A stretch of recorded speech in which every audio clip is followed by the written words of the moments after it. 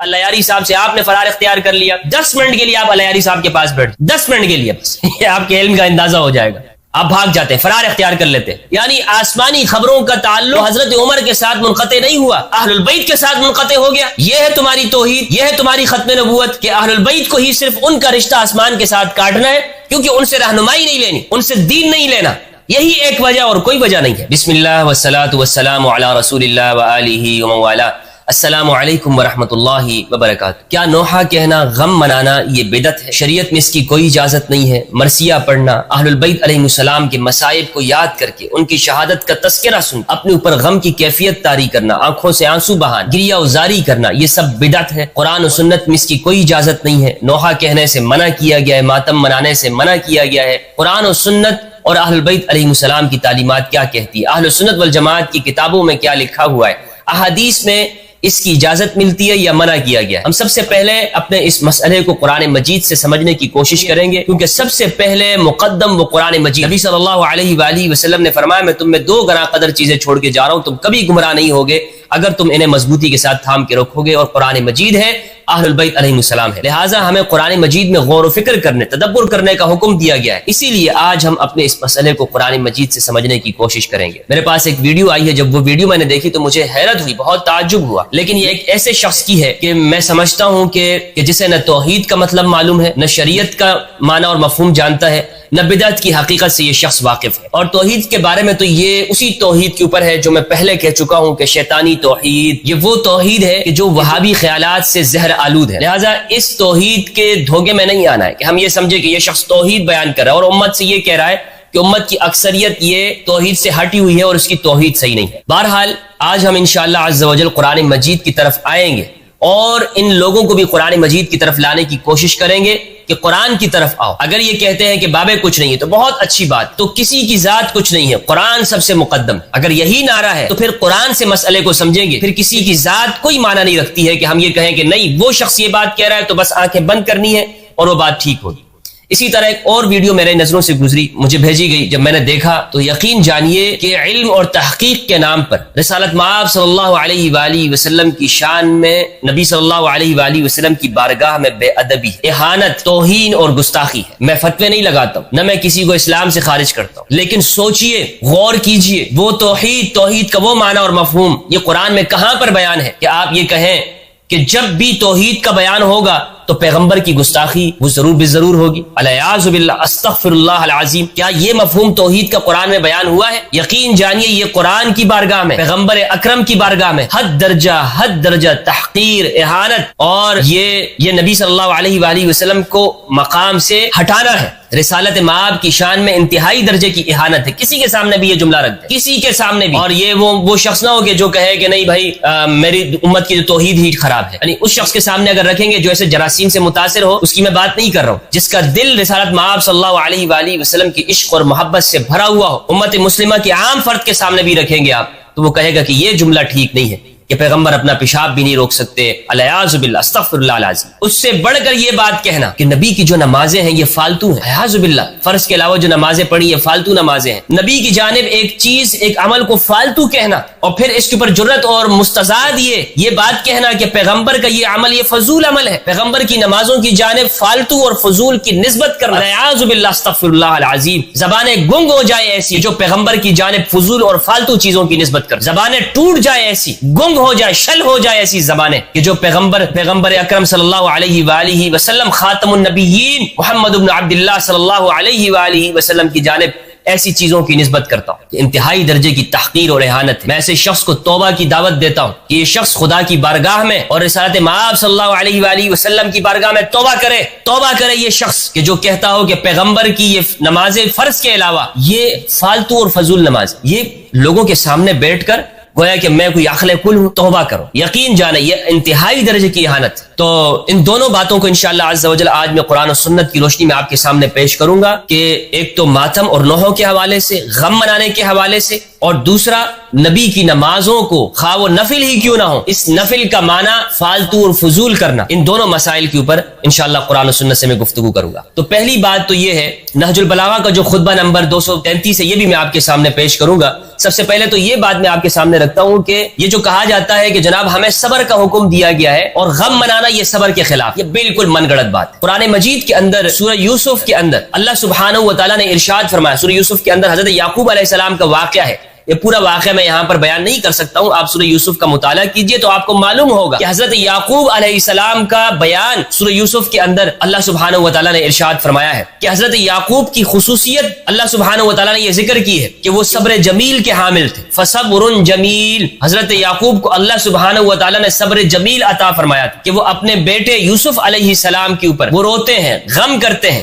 اور اتنا غم کیا کہ قرآن مجید نے کہا کہ غم کی وجہ سے آنکھیں سفید ہو گئی۔ وہ آیات میں آپ کے سامنے پیش کروں گا انشاءاللہ عز و جل۔ صبر جمیل کے ہوتے ہوئے وہ یوسف علیہ السلام کے اوپر غم کرتے اور اتنا غم کرتے ہیں کہ آنکھیں سفید ہو جاتی، پردہ آ جاتا ہے آنکھوں کے اوپر، لیکن اللہ سبحانہ و تعالیٰ ارشاد فرماتے ہیں کہ یعقوب نے پھر بھی صبر کیا، تو معلوم ہوا کہ صبر جمیل صبر سے بھی اعلیٰ درجہ، یہ اس بات کے منافی نہیں ہے کہ ایک شخص وہ غم کرے۔ قرآن مجید کے اندر اللہ سبحانہ و تعالیٰ نے ارشاد فرمایا سورہ یوسف سورۃ نمبر 12 آیت نمبر 83 ہے، یہاں سے اگر آپ پڑھیں گے 83 سے، فرمایا قال بل سولت لكم انفسكم امرا فصبر جمیل عسى الله ان ياتيني بهم جميعا انه هو العليم الحكيم۔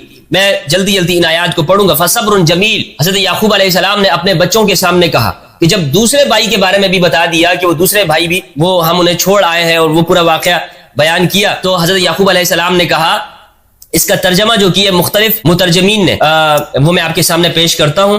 مودودی صاحب کہتے ہیں باپ نے یہ داستان سن کر کہا جو بیٹوں نے آ کر بیان کی، دراصل تمہارے نفس نے تمہارے لیے ایک اور بڑی بات کو سہل بنا دیا، اچھا اس پر بھی صبر کروں گا اور بخوبی کروں گا، کیا بعید ہے کہ اللہ ان سب کو مجھ سے لا ملائے، وہ سب کچھ جانتا ہے اور اس کے سب کام حکمت پر مبنی ہے۔ اسی طرح جالندری صاحب نے اس کا ترجمہ کیا ہے، محمد جالندری صاحب نے، جب انہوں نے یہ بات یعقوب سے آ کر کہی علیہ السلام، انہوں نے کہا حقیقت یوں نہیں ہے بلکہ یہ بات تم نے اپنے دل سے بنا لی ہے تو صبر ہی بہتر ہے، عجب نہیں کہ خدا ان سب کو میرے پاس لے آئے۔ اسی طرح محمود الحسن دیوبندی نے ترجمہ کیا ہے، بولا کوئی نہیں بنا لی ہے تمہارے جی نے ایک بات، اب صبر ہی بہتر ہے۔ مولانا محمد جوناگڑی نے کیا، یعقوب علیہ السلام نے کہا یہ تو نہیں بلکہ تم نے اپنی طرف سے بات بنا لی، بس اب صبر ہی بہتر ہے، قریب ہے کہ اللہ تعالیٰ ان سب کو میرے پاس ہی پہنچا دے۔ مختلف ترجمے ہیں میں نے آپ کے سامنے پیش کیے۔ اس آیت کے اندر یہ فرمایا کہ صبر ہی بہتر ہے، یعقوب علیہ السلام نے کیا فرمایا؟ صبر ہی بہتر ہے۔ آیت نمبر 84 وَتَوَلَّى عَنْهُمْ وَقَالَ يَا أَسَفَ عَلَى يُوسُفَ وَابْيَضَّتْ عَيْنَاهُ مِنَ الْحُزْنِ فَهُوَ كَظِيمٌ، اور وہ ان کی طرف سے منہ پھیر لیا، حضرت یعقوب علیہ السلام نے اپنے بچوں سے منہ پھیر لیا اور فرمایا یا أسف علی یوسف، افسوس ہے ہائے یوسف۔ یا اسفا ترجمہ کرنے والوں نے کیا ہے ہائے یوسف، ہائے یوسف۔ مودودی صاحب نے بھی یہی بات کی، ہائے یوسف۔ وہ دل ہی دل میں غم سے گھٹے جا رہے تھے اور ان کی آنکھیں سفید پڑ گئی تھی، اور اس کی آنکھیں سفید پڑ گئی۔ سب نے یہی ترجمہ کیا ہے کہ غم کی وجہ سے حضرت یعقوب علیہ السلام کی آنکھیں سفید پڑ گئی اور انہوں نے ہائے کہا، ہائے یوسف۔ قالوا تاللہ 85 قالوا تاللہ تفتأ تذکر یوسف حتی تکون حردا او تکون من الہالکین، تو بچوں نے یہ حالت دے کر کہا کہ آپ ہمیشہ یوسف کو یاد کرتے رہیں گے یہاں تک کہ یہ غم آپ کو گلا دے گا، غم آپ کو پگھلا دے گا، اور یا بجان آپ اپنے آپ کو ہلاک کر دیں گے، آپ اپنے آپ کو نقصان میں ڈال دیں گے۔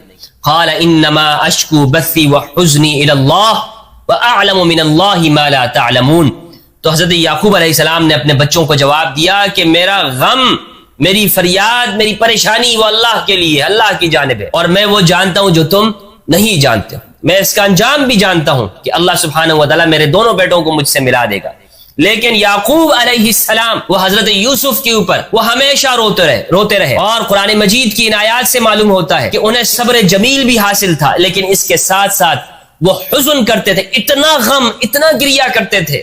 وَابْيَضَّتْ عَيْنَاهُ مِنَ الْحُزْنِ، آیت نمبر 84، کہ ان کی آنکھیں وہ غم سے، وہ حزن سے وہ نابینا ہو گئی، وہ نہیں دکھتی تھی، اس کی روشنائی ختم ہو گئی۔ تو ان آیات سے معلوم ہوا کہ صبر اس کے بالکل منافی نہیں ہے کہ آپ غم کریں، یعنی غم کرنا یہ صبر کے منافی نہیں ہے، صبر کے ہوتے ہوئے بھی غم کیا جا سکتا ہے۔ دیکھیں یہ جو جزا سے منع کیا جاتا ہے یہ کیا ہے؟ جزا یہ ہے کہ آپ آپ اس کی فریاد ایسے موقعوں پر کریں کہ جو اس کا موقع نہیں ہوتا. آپ چیخ چیخ کر چلا چلا کر باہر جائیں, لوگوں سے کہیں اپنی دنیاوی چیزوں کے اوپر کہ جناب یہ نعمت مجھ سے چھن گئی اور کیوں چھن گئی, شکوہ کریں. یہ صبر کے منافی ہوتا ہے کہ شکوہ شکایتیں کرنا, ایسا کیوں ہو گیا, افسوس کرنا, مجھے ہی خدا نے کیوں اس میں ڈالا, یہ صبر کے منافی ہے.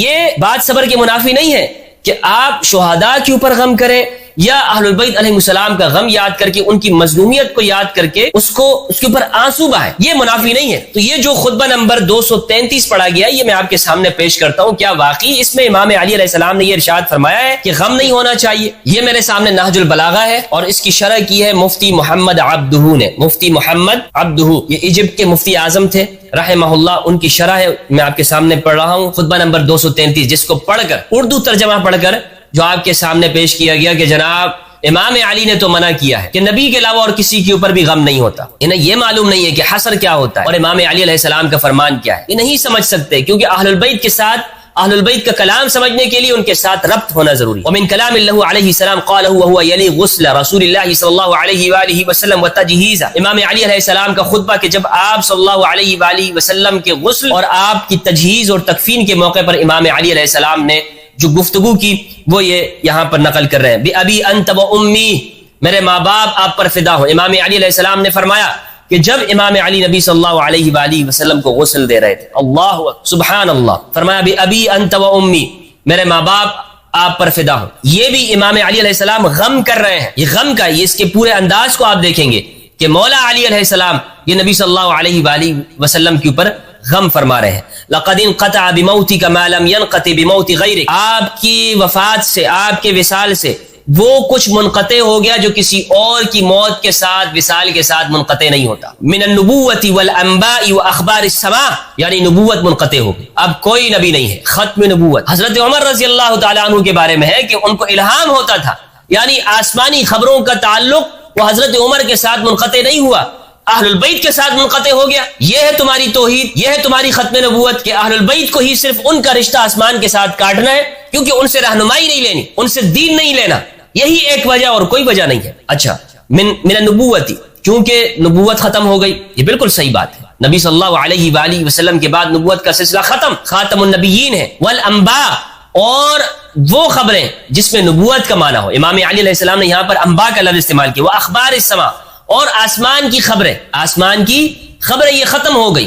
کس معنی کے اندر کہ جو نبوت کے معنی کو مستلزم ہو, نبوت کے معنی کو شامل ہو کر کے ایک شخص کہے کہ جناب میں نبی ہوں اور وہ آسمانی خبروں کا دعویٰ کرے. یہ خبریں ختم ہو گئی ہیں, یہ خبریں آسمان سے ختم ہو گئی. خصصت حتی صرت مسلیا عمن سواک, آپ نے خاص کیا اہل البیت کو.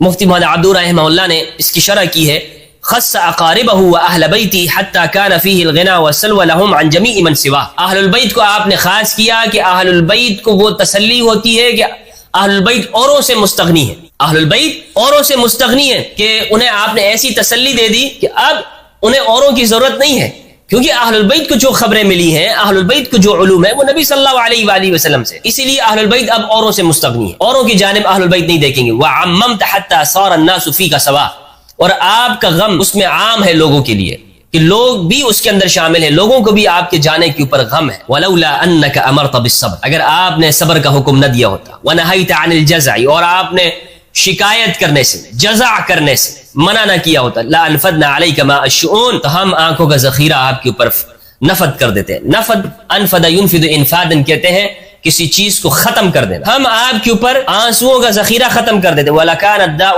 مماثلا, اور یہ درد, والکمد اور حزن, محالفن ہمیشہ کا جو رہتا ہے. وقللک, یہ آپ کے لیے کم ہو جائے. وقللک, یہ آپ کے لیے کم ہے, یہ ہمیشہ کا رہنے والا حزن, غم, درد, یہ جو کیفیت ہے یہ ہمیشہ رہے گی, لیکن یہ آپ کے لیے یہ بھی کم ہے.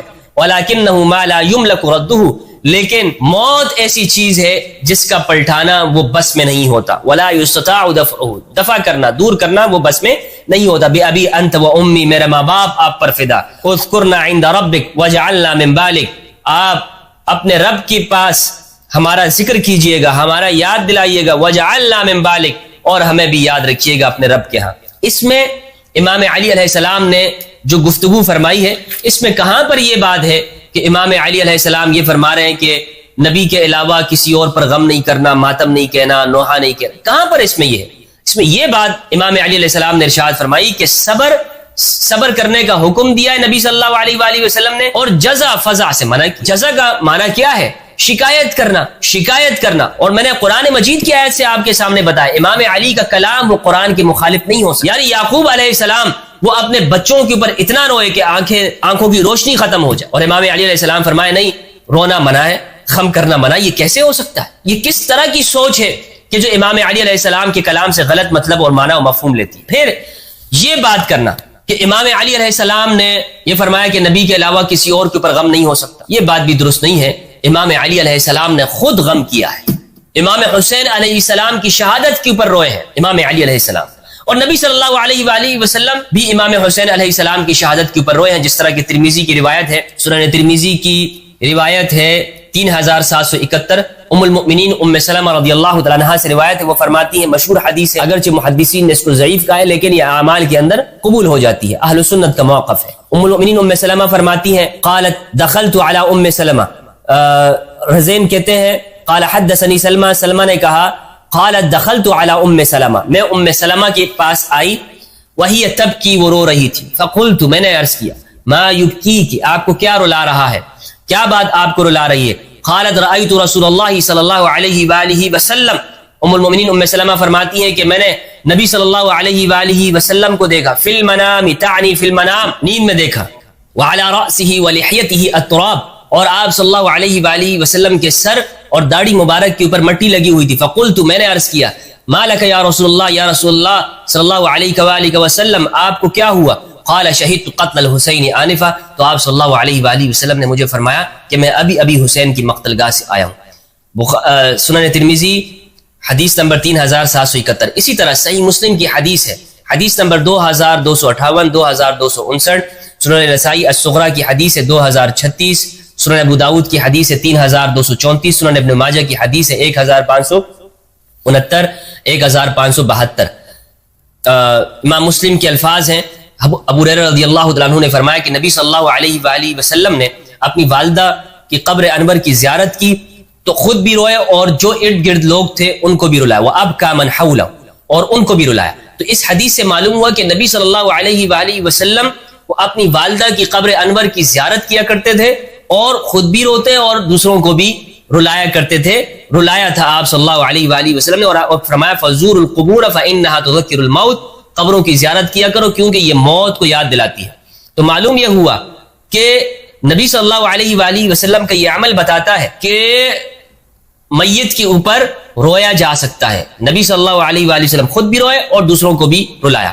اب میں یہ بتاتا چلوں آپ کو کہ امام علی علیہ السلام وہ خود بھی امام حسین کے اوپر روئے، اور یہ شیعہ کتاب سے میں حوالہ نہیں دوں گا آپ کو بلکہ اہل سنت والجماعت کی کتابوں سے، اور شیعہ کتابوں میں تو اس کی روایات بھری پڑی، شیعہ کتابوں کے اندر یہ روایت بھری ہوئی ہے کہ امام علی علیہ السلام وہ امام حسین علیہ السلام کے اوپر روئے، لیکن میں یہاں پر اہل سنت کتابوں کا حوالہ آپ کو دیتا ہوں۔ مسند احمد ابن حنبل جلد 2 صفحہ 77 اور 78، 77 اور 78 کے اوپر حدیث نمبر 648 ہے۔ اسی طرح مسند بزار جلد 3 صفحہ 101، حدیث نمبر 884۔ ابو یعلا نے اپنی مسند کے اندر جلد 1 صفحہ 298 پر روایت کیا، اور یہ بھی آپ کو بتاؤں کہ شیخ البانی نے یہاں پر کہا ہے کہ اگرچہ اس حدیث کو شیخ البانی نے اپنی سلسلۃ الصحیحہ جلد نمبر 3 صفحہ 160 کے اوپر کہا ہے کہ یہ ضعیف روایت، یہ ضعیف، لیکن البانی نے کہا ہے کہ دیگر روایات اس کو تقویت دیتی ہے۔ مسند احمد جلد 2 صفحہ 77 اور 78، یہ روایت ہے 648۔ حدثنا محمد بن عبد حدثنا شرحبیل بن مدرک عن عبداللہ بن نجے عن ابی، عبداللہ بن نجے سے روایت ہے، وہ اپنے والد سے روایت کرتے ہیں، انہ سار مع علی، وہ امام علی علیہ السلام کے ساتھ چلے، وکان صاحب مطہرتہ، اور عبداللہ بن نجے وہ امام علی علیہ السلام کے صاحب مسواک تھے، یعنی ان کی یہ ذمہ داری تھی، خادم تھے امام علی علیہ السلام کے۔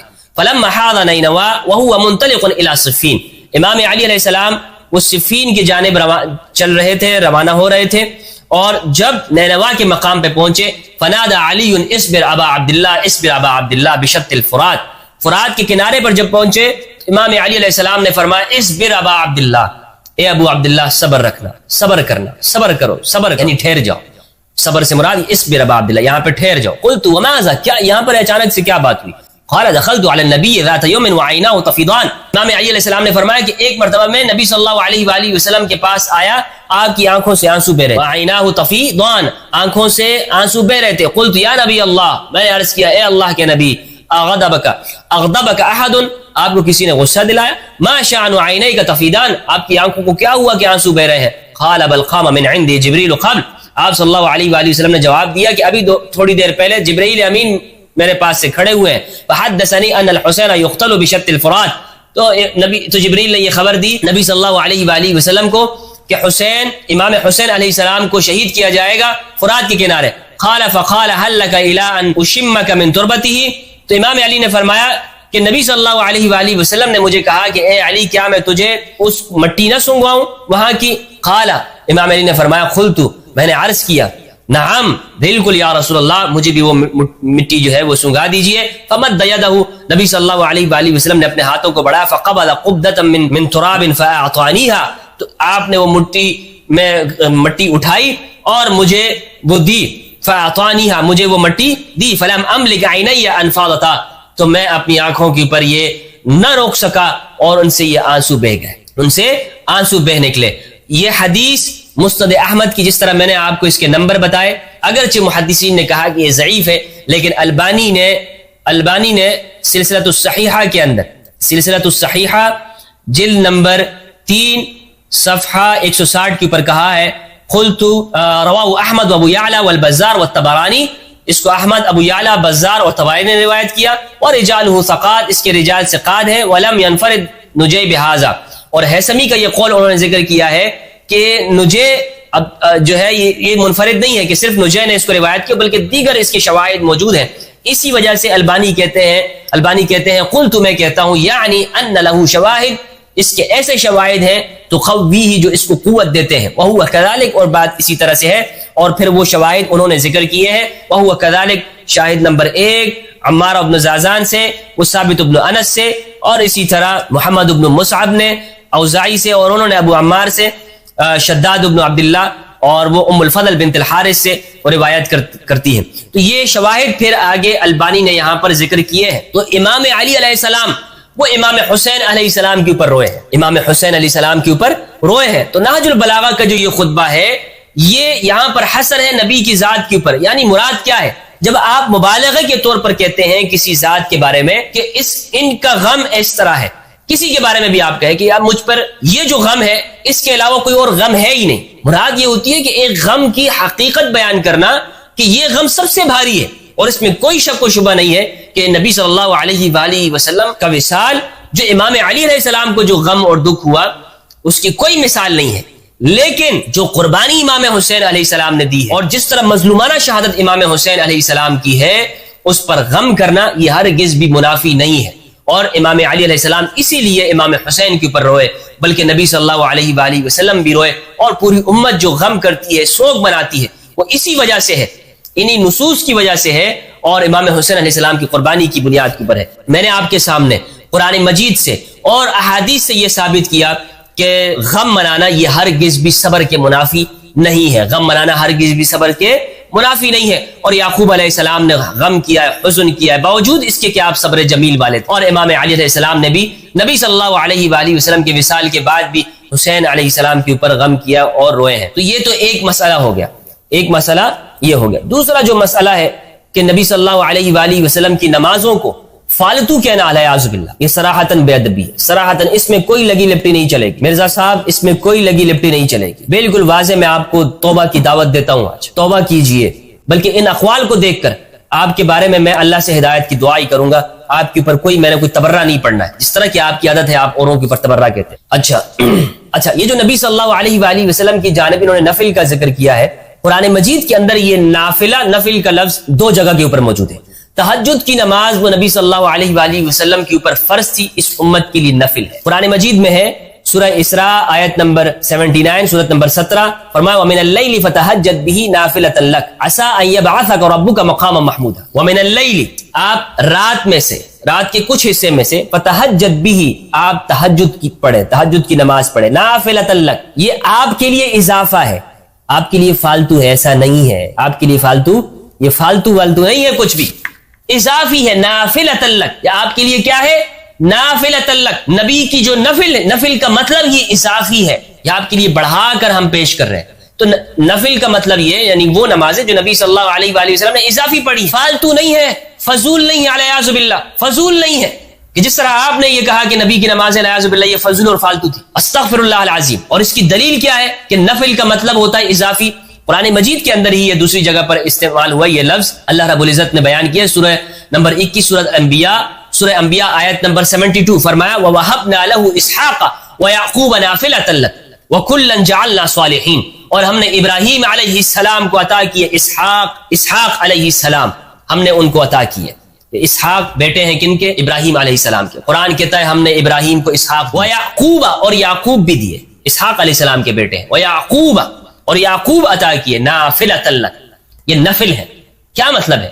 یعنی ہم نے پھر اضافہ کر دیا، یعنی یعقوب بھی اضافہ کر دیا، ہم یعقوب کا بھی اضافہ کر دیا، یعقوب بھی شامل کر دیا اس میں۔ یعقوب اگر یعنی آپ کا معنی یہ لیا جائے نفل والا تو معاذ اللہ یہ ہوگا وَيَعْقُوبَ نَافِلَةً، اور ہم نے فالتو میں یعقوب دے دیے، علیہ باللہ استغفر۔ انجینئر صاحب خدا کا خوف کیجئے، توبہ کیجئے کہ جو آپ قرآن مجید کے اندر تحریفات کر رہے ہیں، پیغمبر کی آئے روز آپ نبی صلی اللہ علیہ وآلہ وسلم کی شان میں جسارت کر رہے ہیں، کبھی توحید کے نام پر، اور وہ توحید کہ جسے میں پہلے کہہ چکا ہوں کہ وہ شیطان والی کی شیطان جس کا اقرار کرتا تھا، شیطان بھی اس توحید کا اقرار کرتا تھا۔ اس توحید کی وجہ سے آپ امت مسلمہ کی اکثریت کو، صوفیاء کو قبر پرست کہتے ہیں، اہل سنت والجماعت کو کبھی چشتی رسول اللہ کا تانا دیتے ہیں، اس توحید کی وجہ سے کہ جو آپ نے اپنے ذہن میں سمجھ لیا۔ اور اب جسارت یہاں تک اتر آئی ہے کہ پیغمبر کی نمازوں کو فالتو اور فضول کہنے لگے۔ ہم آپ کے پاس آئے، لوگ پتہ نہیں کیا مطلب سمجھیں گے اس بیان کا، اور آپ نے جو ایک ٹیم بنائی ہوئی ہے اس کا تو کام ہی یہی ہے، ہمیں اس سے لینا دینا نہیں ہے،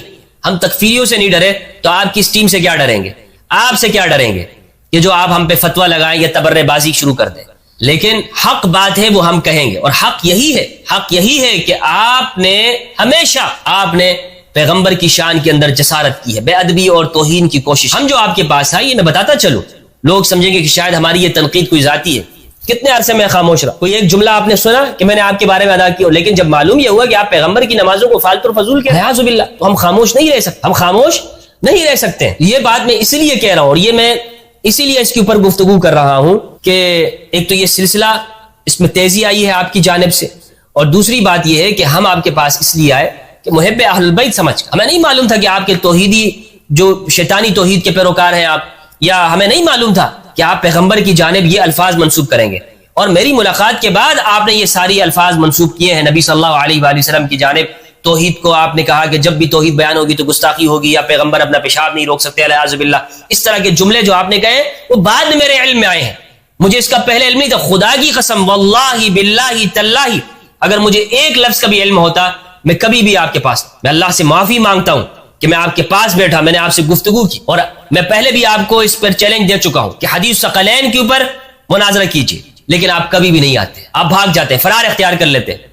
حنیف قریشی صاحب سے آپ نے فرار اختیار کر لیا، اللیاری صاحب سے آپ نے فرار اختیار کر لیا، 10 منٹ کے لیے آپ اللیاری صاحب کے پاس بیٹھ، 10 منٹ کے لیے بس، یہ آپ کے علم کا اندازہ ہو جائے گا۔ اب مفتی راشد محمود رضوی صاحب، انہوں نے کہا کہ وہ آپ ان کے ساتھ بیٹھ جائیں، ان کے ساتھ بھی آپ بیٹھنے کو تیار نہیں، میرے ساتھ آپ بیٹھنے کو تیار نہیں ہے مناظرے کے لیے، مناظرہ چلے گفتگو کے لیے، ڈیبیٹ کے لیے، اور موضوع میں آپ کو دیکھ چکا ہوں، حدیث الثقلین، کیا اہل البیت واجب الاتباع ہے یا نہیں ہے، حدیث ثقلین کے معنی کے اوپر، اور اس معنی کے اوپر بھی آ جائے کہ نبی کی نمازوں کو فالتو اور فضول کہنا، لیکن آپ نہیں بیٹھتے ہیں۔ تو ابھی یہ جو مناظرے کی جو چل رہی ہے بات، راشد رضوی صاحب کے ساتھ بھی یہ کبھی نہیں بیٹھیں گے۔ میں ان کے شاگردوں سے کہنا چاہتا ہوں، اسٹوڈنٹ آف دا ایئر سے، یہ اسٹوڈنٹ آف دا ایئر یہ کبھی بھی ان کے جو مربی صاحب ہیں، یہ کبھی بھی کسی اہل سنت عالم سے یا شیعہ عالم سے محقق کے سامنے نہیں بیٹھے، کیونکہ انہوں نے اردو کتابوں کا کچھ حوالے یاد کیے ہیں، اور وہی ہر ایک کو سناتے رہتے ہیں اور گستاخیاں کرتے۔ دیکھیں اب کچھ لوگ کہتے ہیں جناب ویوز زیادہ ہیں ان کے، دیکھو فالوور زیادہ ہیں، اور بھائی اگر گستاخیوں پہ بندہ اتر آئے نا، یعنی ہر ایک کی، تو اس طرح سے آپ دیکھ لیں ایکس مسلم کے ان کے کتنے ویوز ہیں، ان کے ویوز آپ سے زیادہ آتے ہیں، تو کیا وہ حق میں ہو جائیں گے؟ گیمرز چینلز ہیں ان کے ویوز آپ سے زیادہ ہوتے ہیں۔ ویوز کوئی معیار نہیں ہے، معیار تو یہ ہوگا کہ آپ بیٹھ جائیں، آپ سامنا کر لیں۔ نہ حنیف قریشی کا سامنا آپ کر سکتے ہیں، نہ اللیاری صاحب کا سامنا، نہ راشد رضوی صاحب کا، کسی کے سامنے آپ بیٹھنے کو تیار نہیں ہے. تو مجھے تو خوف ہے، اندیشہ ہے، جس طرح میں نے پہلے بھی کہا تھا. آج وہ جملہ دوبارہ دہرا رہا ہوں. اگر کوئی شخص پنرجنم کا قائل ہوتا نا، پنرجنم کا، تو وہ یہ بات کہتا کہ گرداسپور کے جو مرزا ہے اس نے جہلم میں جنم لیا ہے. بس یہی جملہ میں آپ کے لیے کہوں. اللہ سبحانہ و تعالیٰ سے دعا ہے کہ پروردگار ہم سب کو قرآن مجید میں تدبر کرنے اور نبی صلی اللہ علیہ وآلہ وسلم کا عشق صحیح معنوں کے اندر ہمیں عطا فرمائے، اور اہل بیت علیہ السلام کی معرفت دے. والسلام علیکم ورحمۃ اللہ وبرکاتہ.